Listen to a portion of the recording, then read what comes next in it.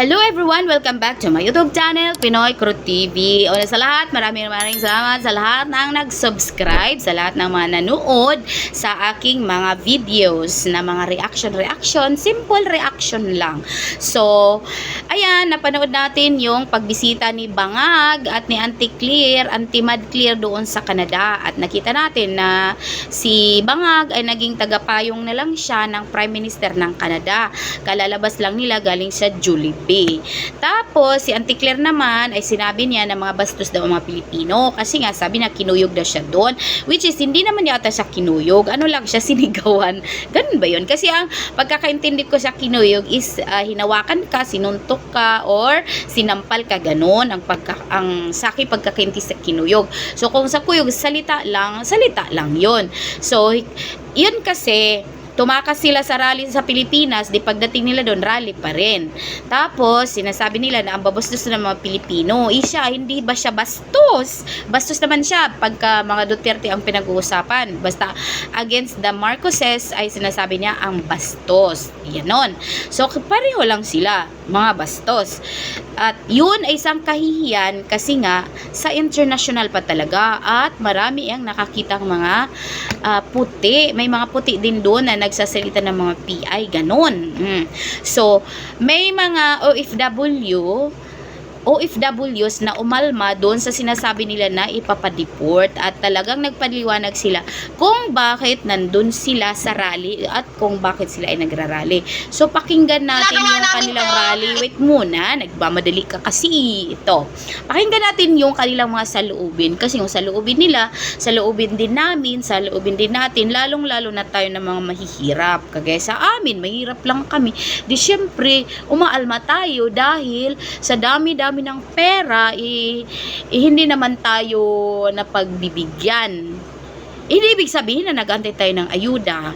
Ang atin ay serbisyo publiko, kagaya ng mga paaralan, kagaya ng mga sasakyan, mga paliparan, mga daungan, mga hospital, lalong-lalo na yung sa hospital kasi nga sobrang mahal at hindi afford ng mga tao. So pakinggan natin yung hinanakit ng mga OFWs doon sa Canada kung bakit sila nagrally. Yun, lahat tayo ay makarapatang magrally, lahat tayo may karapatang mag-react at lahat tayo ay makarapatan dahil meron tayong freedom of speech, basta lang hindi tayo lumampas doon sa mga guidelines. So ito na yun kasi nagmamadali si ating OFW. Ano kaya ang kanyang rason bakit sila nag-rally? Ito yun. Itong rally na to because hindi na namin masikmura kung anong nangyayaring mga corruption at katiwalian sa Pilipinas. Wala man kami sa Pilipinas, pero dito sa Canada, hindi namin papayagan na naglalamyerda at nagpapakasaya itong habang naghihirap ang buong Pilipinas. Giit ng ilang nakapanayam na matagal nang naninirahan sa Canada, karapatan ng mga Pilipinong nagpapadala ng remittance at nagpabayad ng buwis na malaman kung saan napupunta ang kaban ng bayan. I've been with DPWH for 23 years. Galit ako sa gobyerno dahil sa pagnanakaw. Tingnan nyo ito, oh. It is a total of 1.6066 trillions na punta sa iba-ibang walang kwentang ginagamit na pera. So saan ito napunta? Kaya yung trust rating niya naging -15. Andito kami ngayon officially calling for Mr. Marcos Jr. to resign. We deserve better, President. Under your watch, the corruption is flooding in the Philippines. We want to know, where did you bring the money? Where are the money from flood control? We cannot let this President Bongbong to be just spending our money, tapos tayo dito trabaho ng trabaho, padala ng padala sa Pilipinas, pero siya nagpapasarap ng buhay. Mahiya ka naman. Shame on you guys. Yun. Okay, shame on you nga naman.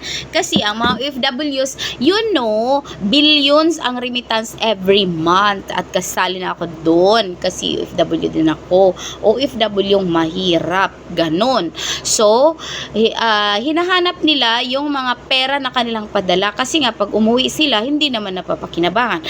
Kagaya ng mga roads. Ang mga roads natin ay ang papangit at saka ang liliit.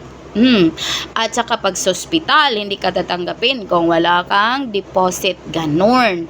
So, sabi nila na nagpapakasarap lang sila doon. Kasi nga, matutulog sila sa mga hotel, sa magagandang hotel. Sa kaninong pera naman ang ginastos nila, di ba galing sa buwis ng mga tao. Kaya yun, galit na galit sila ng mga FWs. O ikaw, galit ka rin ba? Or hindi ka nagagalit kasi kayo ay magkakampi. Kung ikaw ay kakampi, syempre hindi ka magagalit. Kung ikaw naman ay hindi kakampi, syempre ikaw ay magagalit. Ganon. So, yun lang po. Maraming salamat. Bye-bye!